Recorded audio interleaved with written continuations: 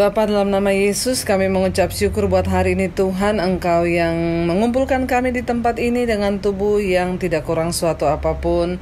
Tuhan, hari-hari ini bawa kami terus berjalan dalam rencana dan kehendak Tuhan, dan buat kami mengerti rencana Tuhan dalam hidup kami, supaya hidup kami Tuhan terus ada di dalam perkenanan Tuhan.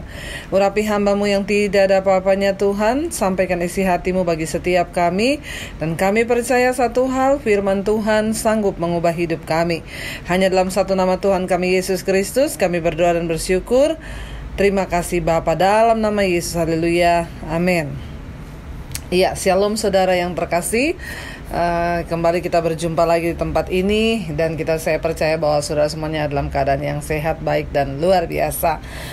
Iya saudara, hari ini kita akan sama-sama belajar dari firman Tuhan ya, yang terambil dari 2 Raja-Raja pasal yang keempat ya.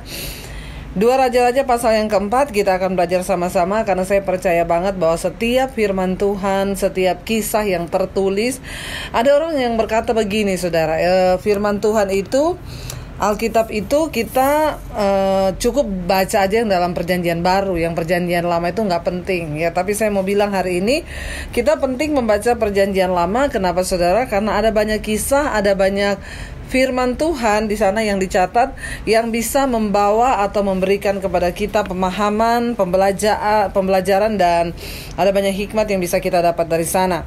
Salah satunya kisah seorang janda di dalam Alkitab ya, yang saya ambil dari kitab Raja-Raja pasal yang keempat ayat yang pertama. Mari kita buka bersama Raja-Raja pasal yang keempat ayat yang pertama. Judul perikopnya adalah minyak seorang janda ya. Ayat yang pertama berkata begini, salah seorang dari istri-istri para nabi mengadukan halnya kepada Elisa sambil berseru, hambamu suamiku sudah mati ya, dan engkau ini tahu bahwa hambamu itu takut akan Tuhan. Tetapi sekarang penagih hutang sudah datang untuk mengambil kedua orang anakku. Saudara, saya akan membahas ayat per ayat hari ini ya. Di sana dikatakan ada seorang dari istri ya, istri para nabi, berarti ini adalah jandanya nabi ya. Suaminya itu nabi ya, lalu suaminya meninggal, lalu dia meninggalkan istri, dan istrinya ini menjadi janda ya, jandanya nabi saudara ya. Dia datang dan mengadukan persoalannya kepada Elisa abdi Allah itu. Dia datang sambil berseru, dia berkata begini, hambamu suamiku itu sudah mati ya.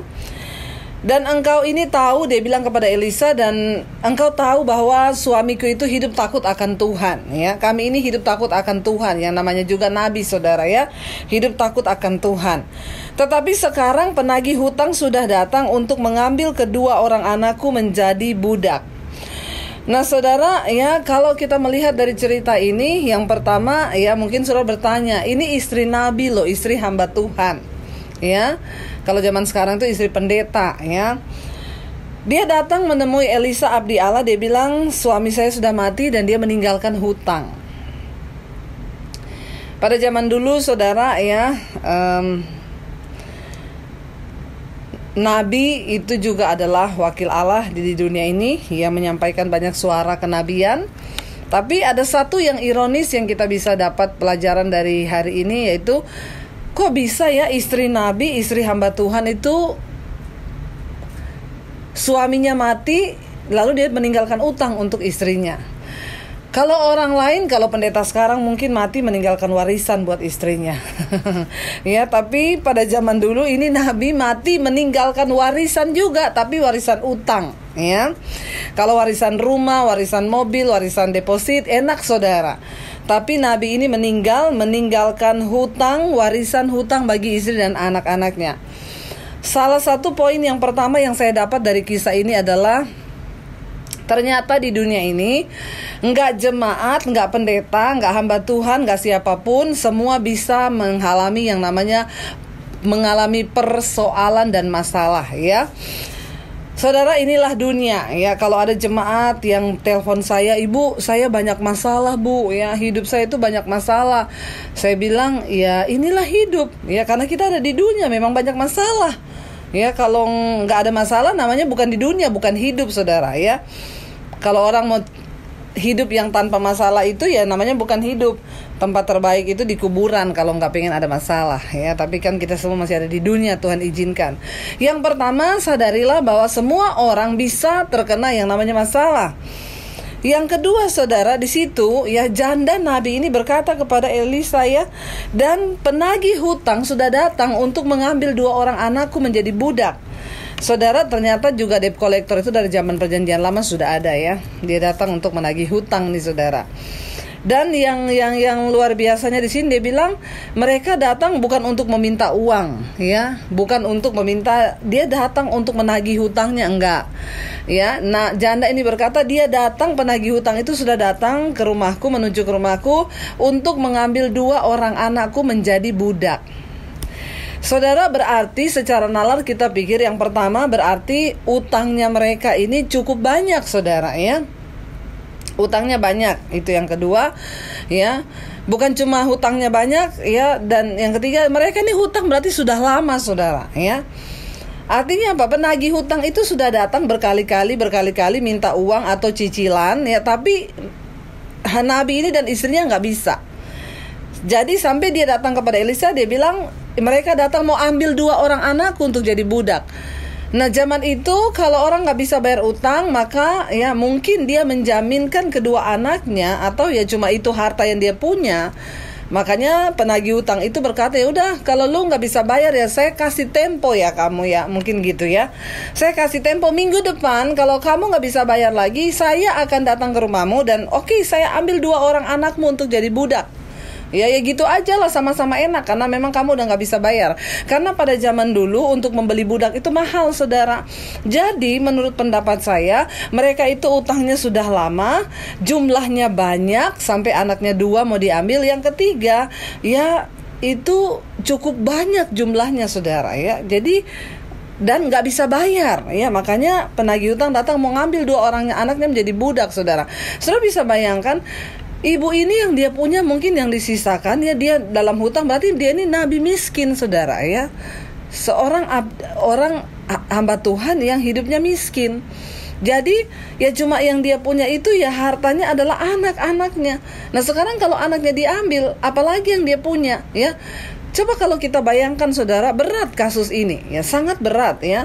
Orang sudah mau menagih utang, kalau masih ada televisi mungkin ya udah bu, besok saya ke rumah ibu, saya ambil televisi ibu ya, saya ambil ini ibu, tapi ini yang mau diambil anaknya, saudara. Betapa hancurnya, betapa menderitanya ibu ini sebagai seorang janda yang ditinggal mati oleh suaminya ya. Dan saya percaya, saudara, mereka berarti itu berhutang bukan untuk sesuatu yang konsumtif. Kenapa? Karena kalau dia konsumtif, saudara, dia masih bisa kasih jaminan ya. Oh saya punya motor, saya ada beli mobil, saya ada beli TV. Enggak. Di rumahnya enggak ada apa-apa. Sampai yang mau diambil tuh anaknya. Berarti mereka ini utang hanya mungkin untuk makan ya. Hanya untuk makan, saudara hamba Tuhan ini. Makanya ya hidupnya enggak cukup, dia dihutang untuk makan dan sudah lama enggak bisa bayar. Yang kedua di sana dikatakan begini, saudara ya. Jawab Elisa kepadanya, apakah yang dapat kuperbuat bagimu? Beritahukanlah kepadaku apa-apa yang kamu punya di rumah ya. Berkatalah perempuan itu, hambamu ini tidak punya sesuatu apapun di rumah kecuali sebuah buli-buli berisi minyak.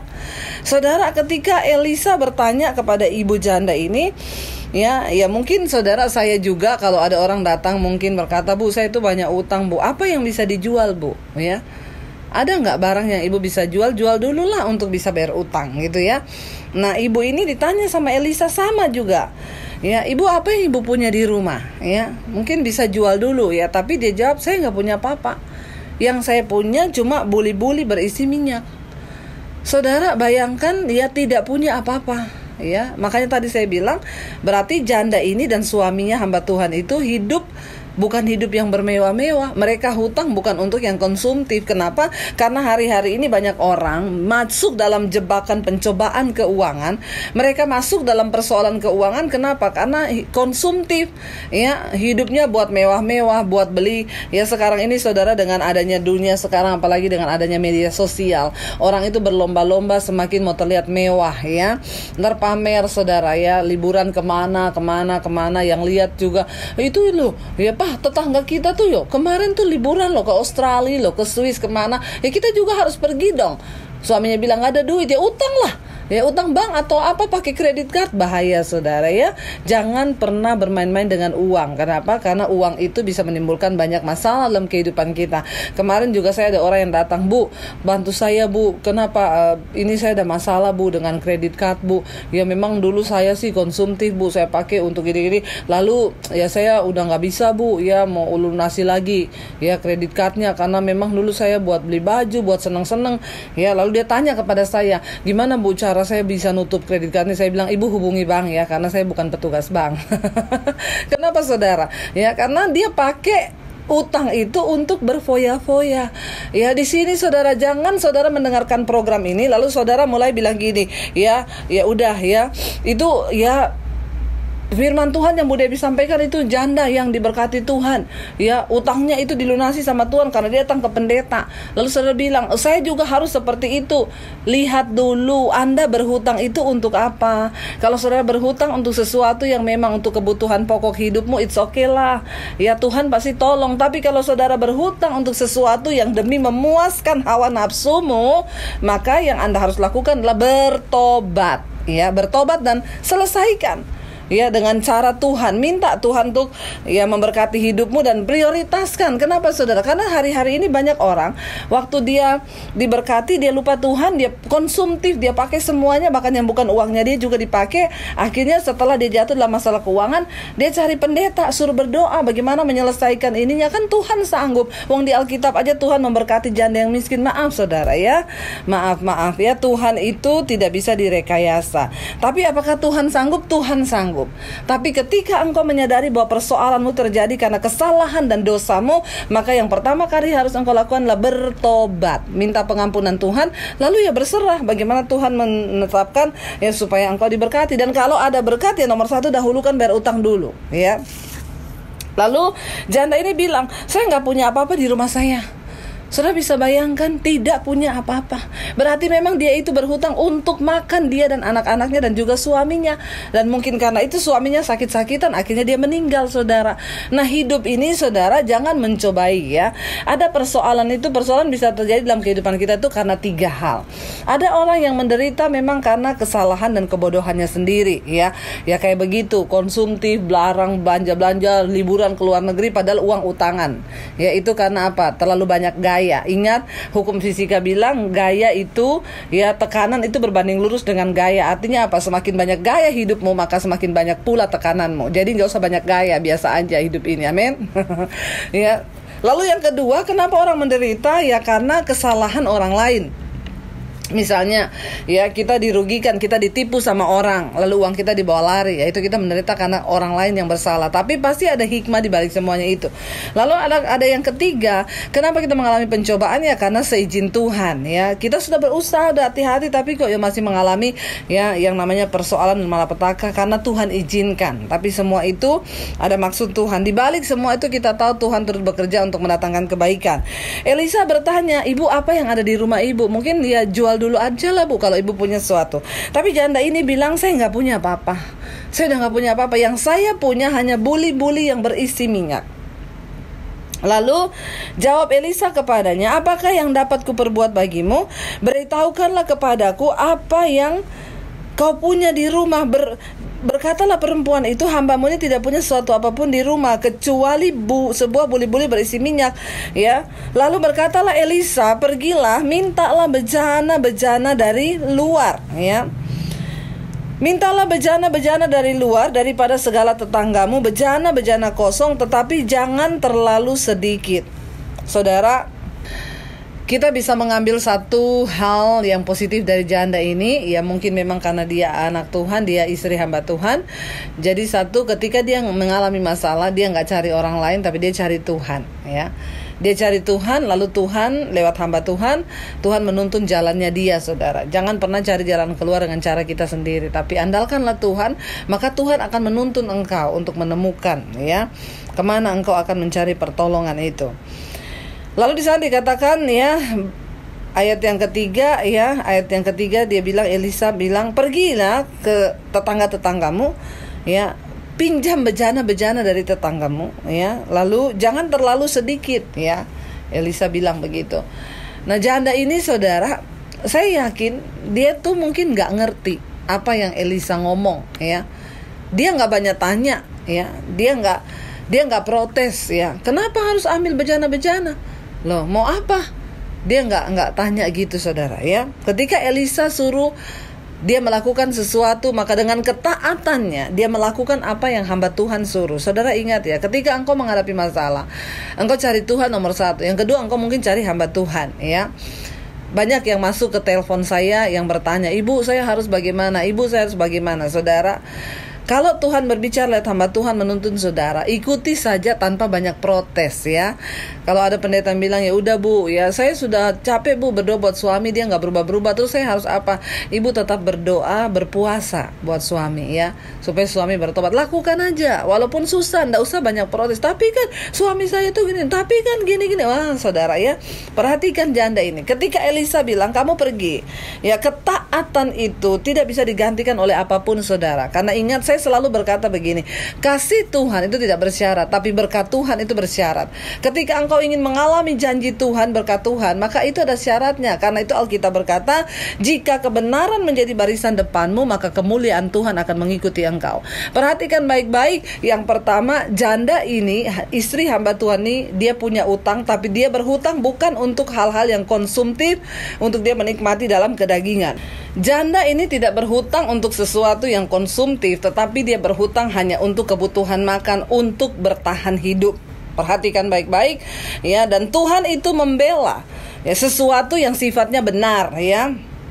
Kalau karena kita berdosa, kita terjebak hutang, ya itu saudara lain cerita lagi. Kalau untuk sesuatu yang memang sifatnya itu benar halnya, ya Tuhan bisa melakukan mujizat, saudara, ya. Tapi kalau saudara karena dosa, karena konsumtif, karena saudara memang mengikuti kedagingan, ya bertobatlah jalan keluarnya, saudara, ya.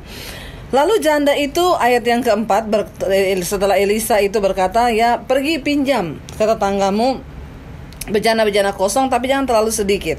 Ayat 4 berkata, kemudian masuklah, tutuplah pintu sesudah engkau dan anak-anakmu masuk, lalu tuanglah minyak itu ke dalam segala bejana, mana yang penuh angkatlah. Saudara perhatikan, ya, Elisa ini menerima hikmat dari Tuhan, lalu dia memberi perintah kepada janda ini, ya. Elisa bilang, kamu pergi pinjam wadah-wadah yang kosong, bejana kosong dari tetanggamu, lalu kamu bawa pulang ke sini. Lalu setelah itu kamu dan anakmu masuk dalam kamar, tutup pintu. Ya, lalu tuangkanlah minyak itu ke dalam semua bejana yang sudah kamu siapkan, dan kalau sudah ada yang penuh, angkatlah, ya. Ayat 5 berkata begini, pergilah perempuan itu daripadanya, ditutupnyalah pintu sesudah ia dan anak-anaknya masuk, ya. Dan anak-anaknya mendekatkan bejana-bejana kepadanya sedang ia terus menuang.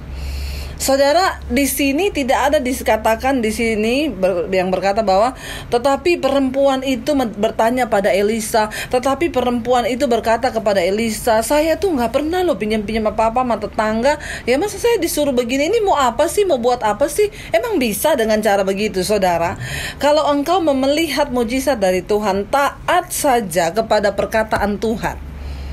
Taat kepada perkataan apa yang engkau dengar, ya, dari hamba Tuhan. Perkataan itu benar sesuai firman Tuhan, ikuti dan taati, dan tidak usah banyak tanya. Seringkali kita tidak bisa melihat mujizat dan pembelaan Tuhan dalam hidup kita. Kenapa? Karena ada keraguan, karena ada banyak pertanyaan, ada banyak hal yang di dalam logika kita berkata nggak mungkin. Ini dia mau bikin apa ya? Coba saudara bayangkan kalau janda itu seorang yang tidak percaya dan tidak menaruh imannya kepada Tuhan, kepada hamba Tuhan sebagai wakil Tuhan. Ketika Elisa mungkin berkata begitu, dia bilang, nggak mungkin lah. Nah terus emang mau terjadi apa? Terus ngapain? Sia-sialah, nggak usah lah, saudara. Ya, ketaatan mutlak dan percaya kepada Tuhan yang mutlak itu seringkali tidak memakai logika kita. Kenapa? Karena Tuhan sanggup bekerja melampaui batas logika kita manusia. Tapi yang namanya zaman sekarang, zaman now, zaman teknologi yang begitu maju, rasanya untuk percaya Tuhan itu sanggup, kita sudah nggak percaya lagi. Rasanya untuk percaya bahwa Tuhan itu bisa menuntun jalan hidup kita, rasanya Tuhan itu bisa, ini kita kayaknya sudah ya itu sudah di luar batas kita lah. Tapi percayalah, Tuhan itu sanggup melakukan bahkan yang tidak pernah kita pikirkan, tidak pernah timbul dalam hati, ya tidak pernah muncul, ya bahkan tidak pernah ada dalam angan-angan kita, itu Tuhan sanggup melakukan. Saya ingat dulu ada satu kisah, saya pernah mengalami saudara satu kisah. Ceritanya pada waktu itu kita tinggal punya uang 50.000, ya. Waktu kita masih pelayanan dulu pertama-pertama, saya udah punya anak satu waktu itu. Lalu malam-malam ada seorang bapak datang ke rumah kami, dan bapak ini bukan orang yang seiman dengan kita, saudara.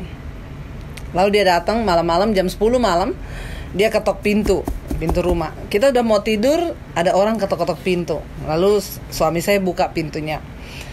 Nggak lama suami saya masuk ke dalam kamar, lalu dia tanya kepada saya, dia bilang gini, "Say, di luar ada bapak ini."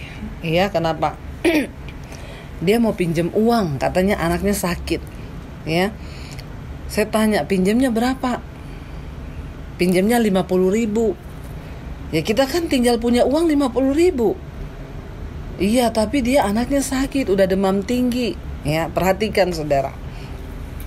Akhirnya suami saya bilang, "Kalau kamu bilang kasih, saya kasih loh. Kalau kamu bilang enggak, ya saya enggak." Karena kata suami saya, "Ya udah, saya tahu kamu lebih peka lah dalam hal ini." Tiba-tiba saya lagi minta petunjuk Tuhan nih, "Tuhan, kalau dia datang dia pinjam 25.000, saya masih bisa dengan sukacita, saudara." Kenapa? Karena saya punya 50, kita bagi dua lah ya. Tapi dia pinjam 50, saudara, waktu itu. Lalu akhirnya ayat firman Tuhan tuh tiba-tiba muncul di benak saya, ya, yang berbunyi begini, "Kesusahan sehari cukup untuk sehari, besok itu ada kesusahannya sendiri." Saya bilang sama suami saya, "Besok susu anak kita habis loh." Tapi firman Tuhan bilang kesusahan sehari cukup untuk sehari.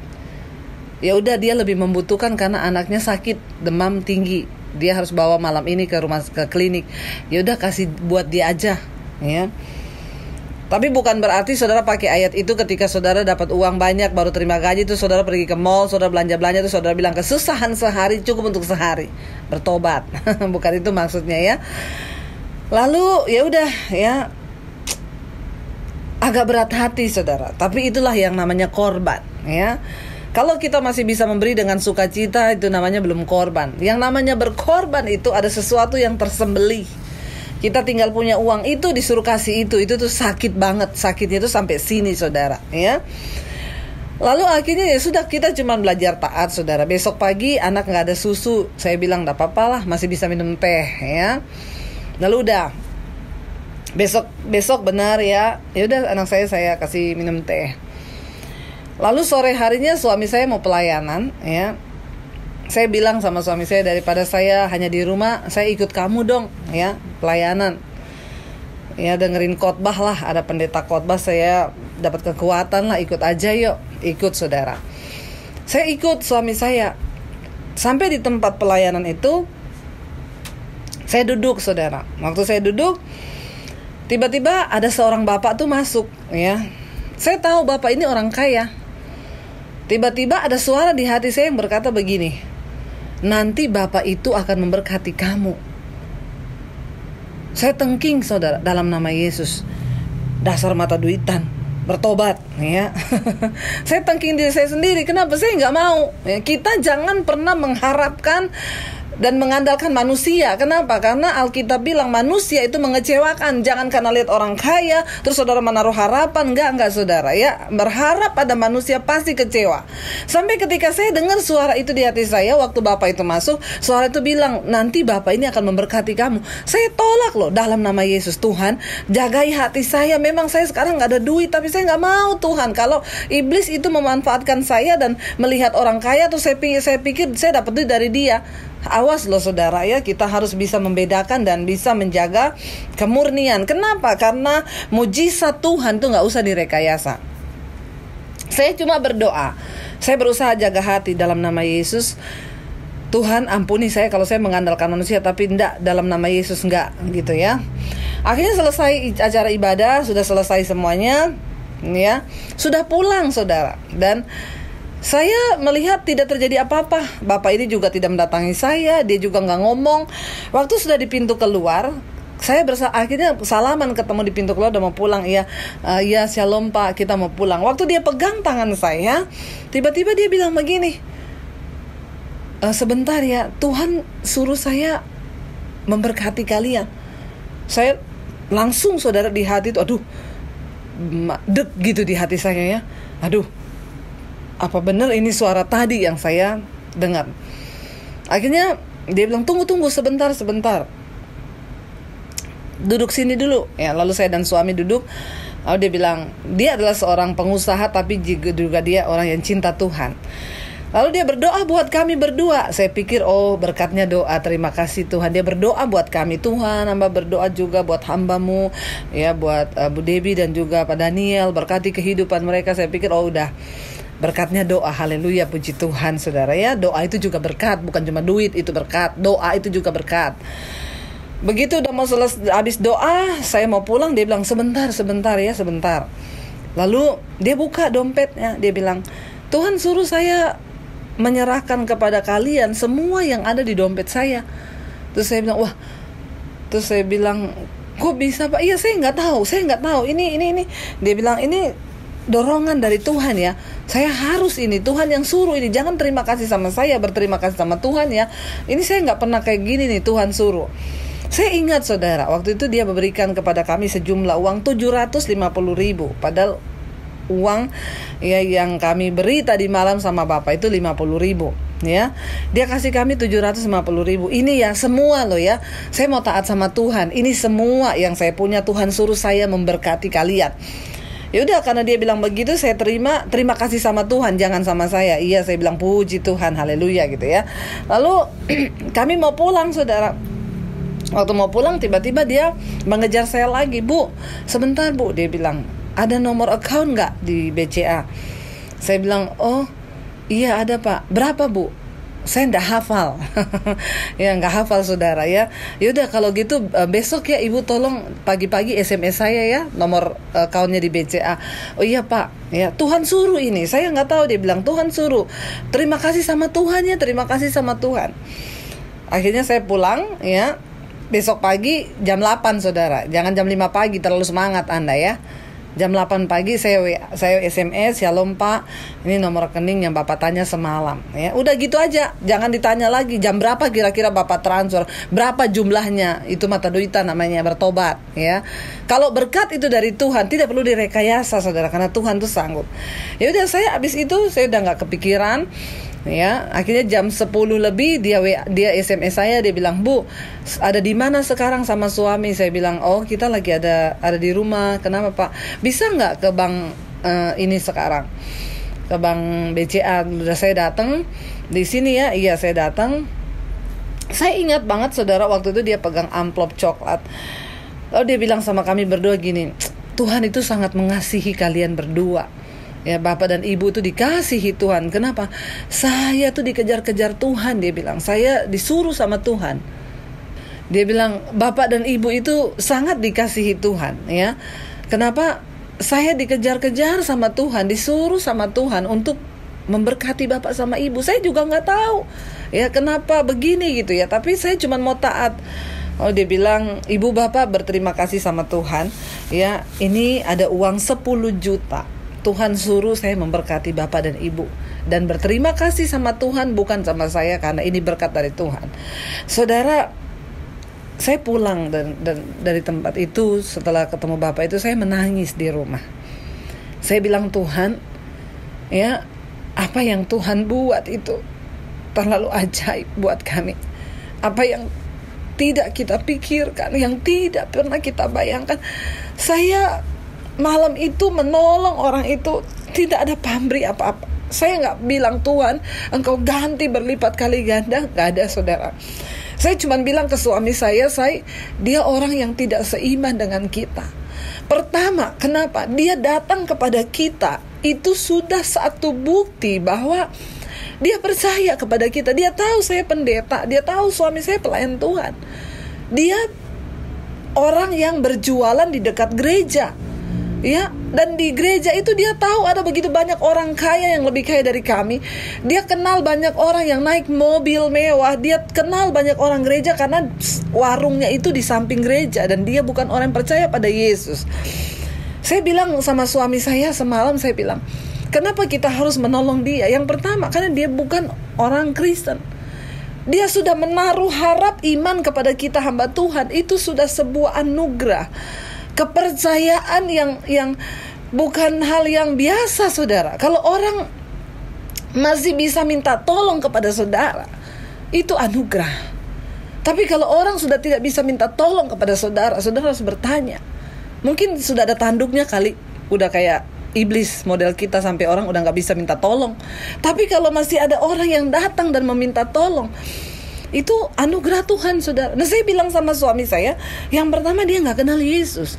Dia bukan orang yang seagama dengan kita. Kenapa kita harus tolong dia? Biar dia melihat bahwa kita ini hamba Tuhan. Ketika dia datang, kita gak mengecewakan.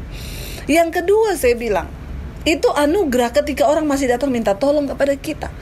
Saya tidak berharap apa-apa. Saya waktu itu, tadi malam saya cuma bilang sama suami saya, gak apa-apa, kasih aja. Kesusahan sehari, itu yang Tuhan bilang sama saya, cukup untuk sehari. Buat kita besok anak gak minum susu, kita masih bisa kasih teh, anak kita gak mati. Tapi anak dia malam ini kalau tidak dibawa ke klinik karena panas tinggi, itu bisa meninggal loh. Dan apa yang kita punya, ya tinggal itu satu-satunya. Dan ketika kami menerima ya apa yang digantikan, saya tahu Tuhan itu gak pernah berhutang, saudara. Tidak pernah berhutang. Akhirnya saudara diganti Tuhan 10.750.000. Yang kami beri buat Bapak itu semalam 50.000. Tetapi ketika, makanya ini saya mau bilang buat saudara, kalau ada orang minta tolong kepada saudara, jangan harap ganti. Alkitab berkata kalau kita sudah memberi, maka kita harus memberi dengan ikhlas dan jangan berharap ganti. Saya belajar mempraktekkan itu. Kenapa, saudara?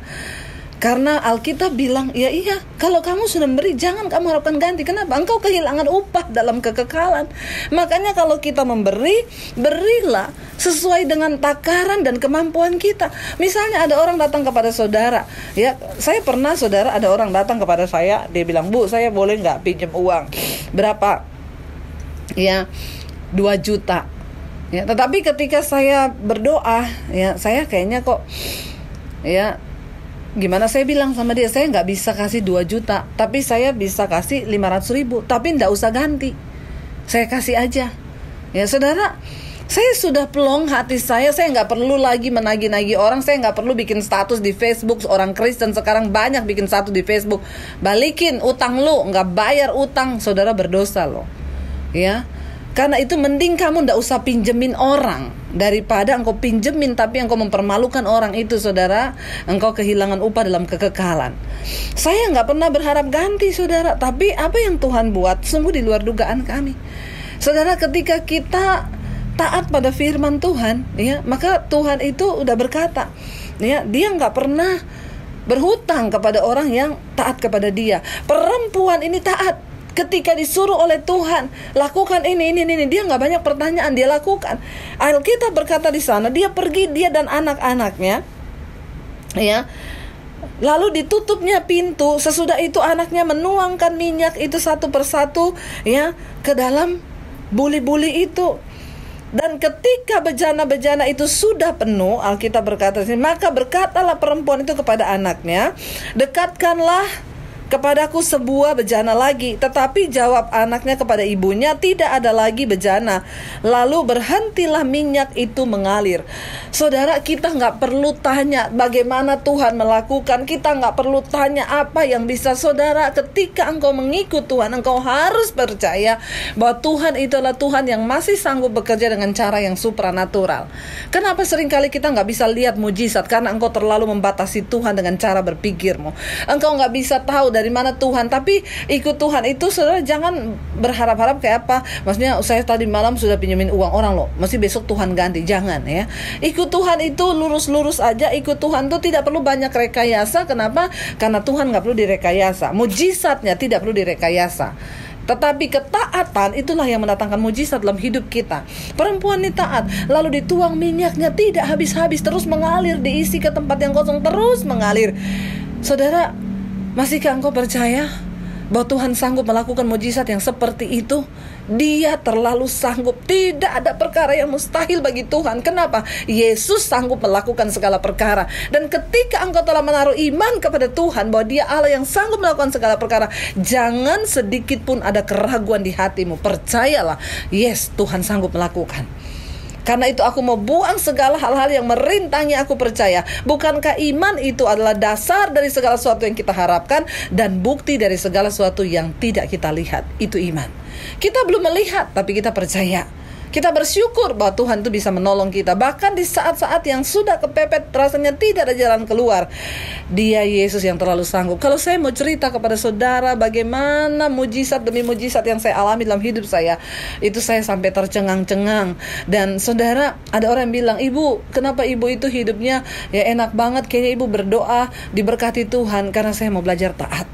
Ketika engkau belajar taat, bahkan di saat yang mungkin sulit bagi kita, tapi Tuhan suruh engkau taat saja, saudara, maka engkau akan melihat berkat Tuhan tercurah dalam hidupmu. Ya. Kemudian ayat yang ke-7, saudara, di sana dikatakan ketika minyak itu sudah berhenti karena bejananya sudah habis, kemudian pergilah perempuan itu memberitahukannya kepada abdi Allah itu, dan orang ini berkata, "Pergilah, jualah minyak itu, bayarlah hutangmu, dan hiduplah dari lebihnya engkau serta anak-anakmu."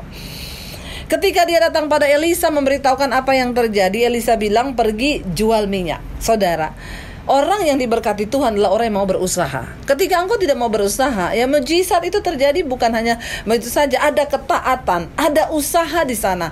Udah ada minyak, pergi jual, ya. Elisa suruh pergi jual. Coba kalau wanita ini ngomong, "Nggak mau jual, saya gengsi jualan begitu. Saya kan nggak pernah jualan minyak, nggak mau jual lah. Orang saya ini kan, ya selama ini saya nggak pernah jualan." Iya kalau laku, enggak. Dia pergi, dia melakukan. Elisa berkata, "Pergi jual minyak itu." Ada tindakan iman yang harus kita lakukan. Dan dia bilang apa? Lalu nomor 1, ketika engkau dapat hasil dari penjualan minyak itu, nomor 1, bayar dulu utangmu. Saudara, tempatkan di prioritas yang pertama. Bayar utang dulu kalau ada uang, ya. Bayar hutang, kita cicil dulu. Setelah itu baru dia bilang apa? Lalu hiduplah dari lebihnya, ya. Bayar dulu utangmu dan dari sisa uang itu hiduplah, buat engkau hidup dan anak-anakmu. Artinya hidup itu apa? Beli untuk kebutuhan pokok. Dalam hidup ini, saudara, hidup itu murah, yang mahal itu gayanya. Makanya jangan kebanyakan gaya. Kenapa? Karena gaya itu tekanan berbanding lurus sama gaya. Ingat tadi yang saya bilang, hukum fisika, semakin banyak gayamu, makin banyak tekanan hidupmu. Saya sudah melihat banyak orang Kristen yang hidupnya hancur karena kebanyakan gaya. Ya, kalau hidupnya standarnya di sini, ya di sini aja lah. Tidak usah mau melampaui yang lebih biar terlihat kaya, biar terlihat wow. Padahal hidupnya nggak seperti itu. Kita menderita, saudara. Makanya Alkitab bilang, cukupkanlah dirimu dengan apa yang ada padamu. Dari kisah ini saya percaya ada banyak pembelajaran yang kita dapat hari ini. Saudara, mari tatalah hidupmu dalam kebenaran firman Tuhan. Mari berjalanlah sesuai dengan firman Tuhan. Kalaupun hari ini engkau sudah terlanjur punya masalah, engkau terlanjur sudah punya hutang, apapun itu, kalau itu terjadi karena kesalahan dan dosamu, minta ampunlah pada Tuhan dan mohon kepada Tuhan untuk menuntun kita kepada jalannya untuk menyelesaikan semua persoalan itu.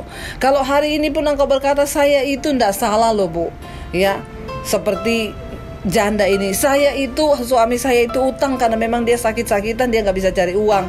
Kami utang untuk kehidupan kami. Percayalah, orang yang hidup takut akan Tuhan. Saudara lihat di atas, wanita itu berkata, "Elisa, kami ini hidup dalam takut akan Tuhan." Saudara, orang yang takut akan Tuhan tidak akan pernah ditinggalkan dan dipermalukan. Satu saat nanti ketika engkau setia, ketika engkau tidak menjadi lelah, ketika engkau tetap bertahan dalam kebenaran apapun yang mungkin orang fitnahkan kepadamu, keadaannya seburuk apapun, ketika engkau mau setia bertahan melakukan firman Tuhan, melakukan ketaatan dan menjadi hamba Tuhan yang hidup takut akan Tuhan, anak Tuhan yang takut akan Tuhan, maka cepat atau lambat engkau akan melihat Tuhan menolong hidupmu. Hari ini saya akan berdoa buat saudara. Berapa banyak di antara saudara yang sedang menyaksikan ini dan engkau berkata, "Aku punya persoalan, aku punya masalah yang rasanya tidak mungkin lagi aku bisa menyelesaikannya." Mungkin engkau sedang berkata, Tuhan, aku sudah di ambang batas kekuatanku. Bahkan untuk berharap saja aku sudah tidak mampu. Percayalah saudara, engkau punya Tuhan yang hidup. Kita punya Allah yang hidup. Dia Tuhan yang sanggup melakukan segala perkara. Asal engkau punya iman saja kepada Dia. Dan engkau bertobat hari ini di hadapannya dan berkata, Tuhan, ampuni kami kalau kami menghadapi pencobaan, masalah, persoalan dalam hidup ini karena kesalahanku sendiri. Ampuni aku Tuhan. Bawa aku kembali kepada jalan-jalan kebenaran-Mu. Mari kita berdoa bersama-sama kepada Tuhan, saudara. Bapa, hamba berdoa buat setiap mereka yang mendengarkan khotbah ini, Tuhan. Mendengarkan firman-Mu, Bapa. Kami percaya firman Tuhan tidak pernah kembali dengan sia-sia. Hamba sudah melihat bagaimana Engkau Tuhan yang hidup dalam hidup kami. Berikan kepada kami ketaatan Tuhan. Ajar kami untuk selalu hidup dalam ketaatan, dalam kebenaran-Mu, dan hidup kami tidak menyimpang ke kanan atau ke kiri. Kami mau belajar taat kepada kebenaran dan firman-Mu. Kami mau belajar menundukkan kehendak dan keinginan kami hanya kepada Tuhan. Kami mau tinggalkan segala kedagingan, segala keduniawian, segala hal-hal yang bisa menjatuhkan kami dalam persoalan Tuhan. Ampuni kami Bapa. Kami mau berjalan seturut dengan kebenaran-Mu. Bahkan hamba berdoa buat setiap mereka yang menghadapi persoalan hutang, masalah yang rumit dalam rumah tangga, suami yang selingkuh, istri yang pergi, orang tua yang kehancuran dalam keluarga. Tuhan, hamba percaya Engkau Tuhan yang menolong janda ini. Engkau Tuhan yang sama yang kami sembah, Allah yang hidup, yang tidak pernah meninggalkan kami anak-anak-Mu yang selalu berseru kepada Engkau. Tuhan berkati Bapa, berikan semua mereka jalan keluar. Biar kami tetap percaya bahwa Engkau Tuhan yang tetap hidup dan berkuasa bahkan sampai selama-lamanya. Bagian kami adalah mentaati firman Tuhan. Bagian kami adalah percaya kepadamu, hidup dalam kebenaran-Mu. Maka selanjutnya Tuhan yang akan bekerja menyelesaikan persoalan kami, bahkan yang tidak masuk akal, yang di luar logika, yang tidak pernah kami pikirkan, yang tidak pernah timbul dalam pikiran, yang tidak pernah timbul dalam hati. Itu yang Tuhan sediakan bagi orang-orang yang selalu mengasihi dan mencintai Tuhan. Letakkan ini dalam hati kami Tuhan, bahwa ketaatan itu mutlak untuk hidup menjadi anak-anak-Mu dalam kekudusan dan kebenaran. Terima kasih buat hari ini, hamba percaya pada waktu yang tepat Tuhan akan menolong kami. Biarlah waktu Tuhan turun atas setiap yang mendengarkan. Ketika hati kami sudah dalam perkenanan-Mu, maka Engkau Tuhan yang turut bekerja mendatangkan kebaikan.